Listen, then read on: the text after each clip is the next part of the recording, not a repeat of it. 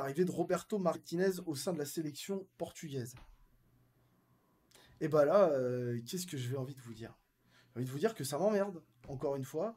Alors, j'ai parlé de Noël Le Graët en première partie d'émission, et si vous l'avez pas vu, le live est à dispo sur Twitch. Mais Roberto Martinez à la tête de la sélection nationale portugaise. Je ne comprends pas ce choix. Enfin, pourquoi Roberto Martinez? Enfin, ce gars-là n'a rien fait d'extraordinaire dans sa carrière, d'accord? Puisque c'est quand même un gars qui a 49 ans. Donc j'ai quand même été regarder un petit peu ce qu'a fait Roberto Martinez avant d'arriver à ce poste-là. Donc ça a été un joueur très moyen. Bon, il a joué un petit peu à Wigan, en Angleterre, mais c'était en D2. Enfin voilà, il a jamais dépassé la D2 anglaise. Un joueur moyen. En tant qu'entraîneur, il a commencé par Swansea. Donc Swansea, ça s'est plutôt bien passé, 62 victoires. Avec Swansea, c'est pas mal, il avait plus de victoires que de défaites. Il est passé avec Wigan, bon là c'était moins bien, avec 78 défaites pour 51 victoires. Il va quand même à Everton, bon 62 victoires pour 44 défaites, 37 nuls, c'est pas si mal. Et il arrive en Belgique. Donc il prend la sélection belge.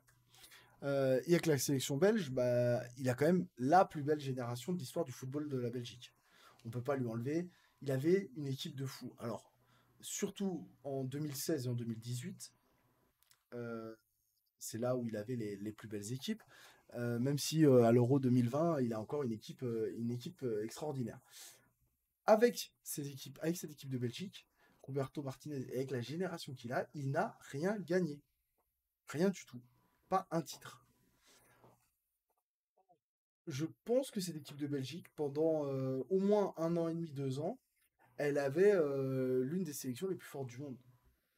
Et donc je ne comprends pas qu'aujourd'hui, on lui donne la sélection portugaise. Pourquoi aller chercher un entraîneur étranger qui n'a rien fait, qui finalement n'a jamais gagné un titre dans sa carrière, viendrait prendre la tête de la sélection nationale portugaise, alors que pour le coup, le Portugal, en termes d'entraîneur, on n'en manque pas. Il y en a partout. On nous parlait de José Mourinho. On nous parlait du Special One. On nous amène le Special Zero. Il vaut que dalle, Roberto Martinez. Enfin voilà, moi avec la sélection qu'il avait, je ne comprends pas pourquoi on va le chercher lui. Enfin moi je vais vous citer des entraîneurs portugais qui auraient pu largement prétendre à cette équipe et qui ont, en mon sens, pas un niveau inférieur. Alors je ne parle pas de José Mourinho qui lui est largement supérieur, mais à Ruben Amorim qui avec le Sporting a eu des résultats extraordinaires, donc a donné un titre au Sporting qui avait rien depuis 19 ans après seulement un an et demi en tant qu'entraîneur, hein, puisqu'il n'était même pas entraîneur un an et demi avant son titre au Sporting. Le gars n'était pas entraîneur. Il a commencé en 2021 avec Braga. Euh, J'aurais pu vous citer Nuno Espirito Santos, qui a été entraîneur de Valence, qui a été entraîneur de Wolverhampton, qui a réussi à amener Wolverhampton en Europa League en Angleterre, alors qu'on sait que les places pour la Coupe d'Europe chez les Anglais, elles sont extrêmement compliquées. Enfin, il y a Abel Ferreira, c'est-à-dire que c'est le sélectionneur, enfin l'entraîneur qui aujourd'hui est plébiscité le plus au Brésil pour prendre la sélection brésilienne par les joueurs de la première division brésilienne. C'est-à-dire qu'aujourd'hui, on a fait un sondage au Brésil pour savoir quel entraîneur devait être le nouveau sélectionneur de l'équipe brésilienne. Et les joueurs de première division ont nommé Abel Ferreira, qui est portugais. Pourquoi on va pas le chercher? Si on peut pas avoir Mourinho, à la limite, la Roma veut pas le lâcher. Euh, Mais déjà, moi, je pense que la Roma, enfin, je lui aurais dit, reste entraîneur de la Roma et occupe-toi de la sélection nationale. Mourinho est largement capable de le faire. On a la plus belle génération de notre football au Portugal. On n'a jamais eu autant de joueurs aussi forts. Et avec ce qui arrive derrière, on va avoir encore une génération qui va être fantastique. Pourquoi on va le donner à quelqu'un qui, lui, a déjà eu une génération fantastique dans un autre pays et n'a pas été capable de le gérer? Moi, pour prendre Roberto Martinez qui a rien gagné, je me demande même pourquoi pas aller chercher Hervé Renard. Quitte à prendre un entraîneur étranger, autant prendre un mec qui a gagné avec des équipes qui étaient moyennes et qui a réussi à avoir des résultats extraordinaires, qui est un vrai coach de sélection. Mais pourquoi pas aller chercher Renard? Salut Medved. Et plutôt que Martinez. Enfin voilà. Donc du coup, je me suis quand même interrogé parce que je me suis dit, c'est quand même bizarre. Qui c'est ce cornichon qui gère la fédération portugaise? Parce que, alors bon, Le Graët, c'est un champion du monde. harcèlement sexuel, il critique les légendes, pratiquement homophobe et raciste, mais enfin ouais, il est déjà pas mal.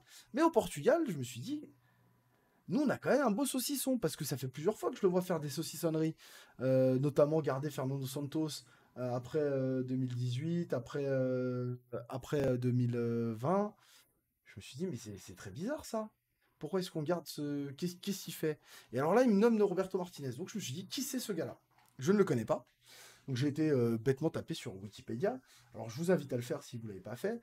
Ou si vous voulez, vous savez quoi, je vais vous montrer. Ah, mais je crois qu'il est que sur... oui, il est que, c'est que en portugais, donc ça va être compliqué. Oui, donc ce gars-là, il s'appelle Fernando Gomez. Et... salut Real Toumami. Tu vas bien? Bon, le FC Medmed, ah, bah, vous arrivez un petit peu tardivement, mais vous arrivez, ça fait plaisir, messieurs.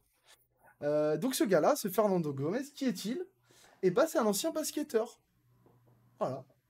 Alors nous, on est quand même un pays où on se dit le sport roi au Portugal, c'est quand même le football. C'est-à-dire, c'est presque une religion.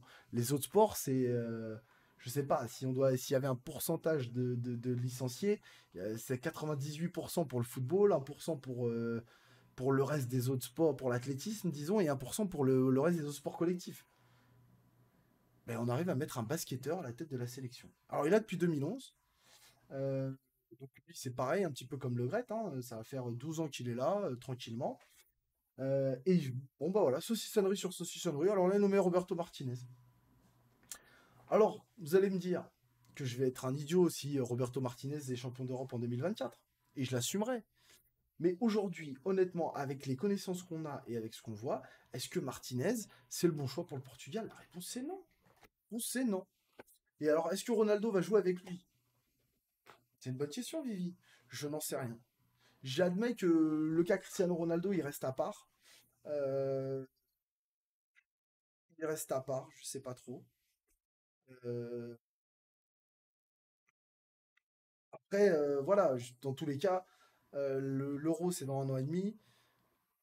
Aujourd'hui, je pense que le Portugal, même si pour moi, il faut si Cristiano Ronaldo est apte à jouer et si avec Al Nasser ça se passe bien, même si le niveau est moindre, s'il est apte à jouer, moi personnellement, je le prendrai à l'Euro 2024. Peut-être pas comme le membre phare. En tout cas, ce qu'il doit faire, c'est sûr, c'est commencer à se tourner vers l'après Ronaldo, qui est peut-être déjà le présent, euh, à plus ou moins long terme. Ça sera le futur du Portugal, ça sera l'après Ronaldo. Donc il va falloir qu'il s'y concentre et prendre un gars qui connaît rien au football portugais. Enfin voilà, c'est pas quelqu'un qui a dirigé un club portugais. Euh, il y connaît pas plus qu'un autre, quoi. C'est comme si on mettait Hervé Renard. Alors qu'il y a quand même des spécialistes du football portugais et on en a plein. Enfin, on en a plein des entraîneurs. Je ne comprends pas ce choix. Voilà. Alors donc est-ce que Ronaldo va jouer avec lui? Bah disons que s'il est intelligent, il le prendra. Enfin, je vois pas. Enfin, encore une fois, on se prive pas de. Oui, Sergio Conceição, ouais, ça, mais bien sûr, Sergio Conceição. Pourquoi pas? Parce que c'est vrai qu'à Porto, les résultats sont bons.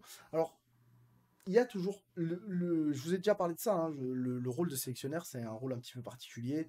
Et c'est vrai qu'il y a des entraîneurs qui n'ont pas envie d'être sélectionneurs. Parce que être sélectionneur, finalement, c'est passé quand même sur 12 mois d'une année où il n'y a pas de titre majeur, enfin de compétition majeure. Vous en passez 10 où il se passe rien. Vous en passez même, ouais, 10 à peu près. Vous avez 2 semaines avant les matchs internationaux. Il y en a en septembre, en octobre, en novembre et un petit peu en mars ou en juin. Mais le reste du temps, vous regardez des matchs, quoi. Vous êtes un recruteur finalement. Donc je dis pas que vous travaillez pas et qu'il n'y a pas des choses à faire, mais c'est pas du tout la même ambiance qu'être là tous les jours, de gérer un groupe, de participer au recrutement. Donc il y a certainement des entraîneurs qui n'ont pas envie de le faire. Je pense que Sergio Conceição, pour l'instant, il n'a pas encore envie de le faire. Il y sera amené un jour à gérer la sélection, je le pense, parce que sa carrière est en bonne voie et que les résultats le prouvent. Mais en tout cas, ça aurait été un bon choix, c'est sûr. Je pense que Mourinho, c'est juste une question de contrat. C'est juste une question de gestion. Je pense qu'il aurait fallu quand même mettre José Mourinho sans hésiter. Sans hésiter. Parce que, voilà, lui, il connaît le football portugais, parce que lui, il a eu des résultats. Euh, ouais, ils sont obligés de rester avec leur femme à la maison. Bah ouais, et de s'occuper des gosses, c'est emmerdant, c'est pas le même métier. Mais voilà, je pense qu'il aurait tout fallu donner à José Mourinho. C'était le moment. On peut, enfin voilà, il faut profiter de cette génération. Aujourd'hui, le Portugal sur le papier, c'est une équipe qui, moi, en tout cas, et peut-être que c'est pas objectif, mais si on prend le Portugal et l'Argentine, le Portugal, on a 10 fois plus de talent que les Argentins, champions du monde. Vraiment. On a plus de talent que la plupart des équipes européennes. Alors, je vous ai dit, à part la France et le Brésil à cette Coupe du Monde, je pense que. Et les Anglais, parce qu'il faut pas enlever les Anglais, je pense que le Portugal faisait partie des quatre meilleures équipes de cette Coupe du Monde. Alors, vous voyez, il n'y en a aucune des quatre qui l'a gagné, c'est l'Argentine. Comme quoi, le football, c'est un petit peu spécial. Mais en tout cas, voilà, quand on a une génération dorée comme on l'a là, la donner à un gars qui en a eu une avec un autre pays qui l'a foiré, bah moi, ça, je vais être franc, ça m'emmerde. Voilà. Donc Roberto Martinez, mais j'espère que tu vas pas te tromper. J'espère qu'il va savoir gérer. Quand on voit l'ambiance qu'il y avait lors de la dernière Coupe du Monde avec les Belges, ça me rassure pas non plus sur la gestion des hommes. Euh, Écoute, Roberto, je vais avoir des propos pour l'ami Roberto. Si tu ne prends plus Bruno Fernandes, écoute, je te soutiendrai à vie, un petit peu comme Le Gret l'a fait avec